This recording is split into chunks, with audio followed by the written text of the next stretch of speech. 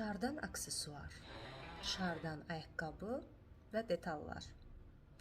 Düz tapdınız, Loewe-dən danışacağım. Son dövrlərin ən məşhurlaşan brendlərindən biri məhz Loewe-dir. Bəs necə oldu ki, Loewe brendi bu qədər məşhurlaşdı? Loewe brendini biz yeni tanısaq da, Loewe brendi heç də yeni bir brend deyil. 1846-cı ildə yaranan brend İspan brendi. İspan zəhmətkeşlərinin yaratdığı dəri məmulatları ilə məşğul olan brendi Alman mənşəli Enrique Loewe Rosberg alır və 1872-ci ildə öz adına qeydiyyatdan keçirir. Qeyd etdiyim kimi, əsasən dəri məmulatları ilə məşğul olur brend, lakin 1965-ci ildə ilk dəfə gündəlik geyimlərini çıxarırlar. 72-ci ildə isə ətir çıxarırlar. Gündəlik geyimlər o qədər də bazarı tuta bilmir. Lakin 75-ci ildə çıxartdıqları bir çanta bütün bazarı ələ alır. Bu çanta Amazona çantası idi. Hal-hazırda da Loewe brendində bu çantanın müxtəlif variantları var. Lakin bir müddət sonra işlər yaxşı getmir və brend öz hissələrini satmaq məcburiyyətində qalır.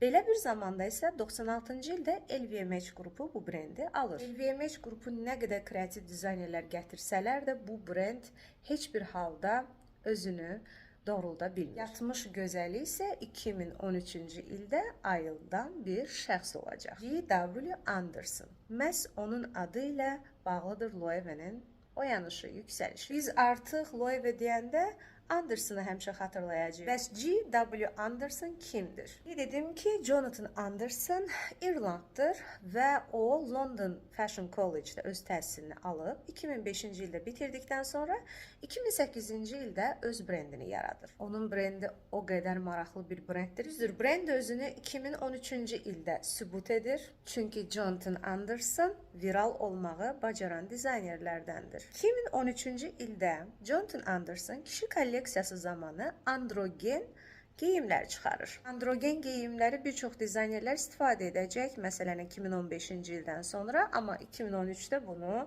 ilk dəfə edən məhz oldu. Kişilər podiuma ətəklə çıxırlar. Da onu görməyə başlayırlar. LVMH qrupu Loewe brendi üçün onu dəvət edir. Jonathan Anderson öz brendində nələr təklif edir? Gəlin onlara da baxaq. Bəlkə bu məşhurların viral etdiyi, influencerlərin viral etdiyi göyərçin çantasını xatırlayırsınız. Bəs qurbağa çantası, qurbağa ayaqqabısı, pəncə ayaqqabı, bəs piercing çanta. Wow. Digər viral məhsullardan biri də məhz üzərində böyük dəmirlər olan çanta və ayaqqabıları. Beləliklə Jonathan Anderson 2014-cü ildə kişi kolleksiyası çıxardır və tamamilə brendi yeniləyir. Brendin əsas DNT-si dəridir. Onu həmişə qoruyacaq. Yeni estetika, yeni sürrealizm və modernizmin birləşməsini Jonathan Anderson Loewe-də yaradacaq. 2015-ci ildə isə qadın geyimləri çıxardı. Bu zaman məşhur çantalardan biri olan puzzle bag ərsəyə gəlir. Ümumiyyətlə, hətta pandemiya boyunca çox maraqlı ideyaları ilə Loewe brendini yüksəklərə qaldırır. Puzzle çanta, squeeze çanta, istərsə yay çantaları ki, hansı ki bizim dövrümüzdə daha çox məşhurdur, saman çantalar. Bayaq danışdığım şardan aksesuar və ayaqqabılar. Balon effekti verən ayaqqabı. Don təsəvvür edin ki, onun altında sanki maşın var. Geyimlər üzərində eksperiment apararaq bu da cücərdir. Pixel geyimlərə nə deyirsiniz? Bəli, bu parçadır.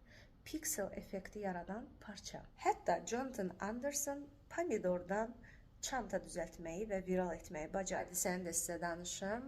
Deməli, izləyicilərdən biri pomidor paylaşır və deyir ki, bu çox Loewe-yə bənzəyir. Çünki yəni yumor, sarkazm olaraq Loewe axı belə viral əşyalar edir. Və o da səhərisi gün özü Jonathan Anderson pomidor çantanı paylaşır və deyir ki, bəli, bu Loewe-dir. Jonathan Anderson'ın çox xoşuma gəlir həm yumor hissi ilə, həm gələcəyə baxışı ilə çox gözəl yanaşması var. Məşhur müğənni Harry Styles onun patchwork cəketini giyinir və bu cəket viral olur və bundan sonra nə baş verir? Bütün hər kəs bu cəketi necə özünüz hazırlaya bilərsiniz kimi videolar paylaşırlar. Jonathan Anderson nə edir? Təbii ki, Jonathan Anderson isə özü Yəni şəxsən özü yox, amma saytlarında tam olaraq bu cəketi necə hörə bilərsiniz, yarada bilərsiniz, o haqqda məlumatlar paylaşılır. Amma 2025-ci ildə çox təəssüf ki, biz bu xəbəri aldıq. Jonathan Anderson Loewe brendini tərk edir. Gələn yeni kreativ direktorlar da çox maraqlı dizaynerlərdir. Lakin düşünürəm ki, Loewe brendini biz Jonathan Andersona tanıdıq və o DNT-yə çox şey əlavə etdi. İndi biz isə gözləyirik yeni Loewe kolleksiyası necə olacaq. Yeni kreativ direktorlar Proenza Schooler brendinin kreativ dizaynerləridir. Loewe brendindən çıxsa da öz brendində fəaliyyətini davam etdirir. Bilmək olmaz, bəlkə hansısa moda evinə kreativ direktor olaraq keçdiyini görə bilərik. İndi isə Loewe brendinin gəlin baxaq Jonathan Anderson dövründə bizə bəxş etdiyi məhsullara.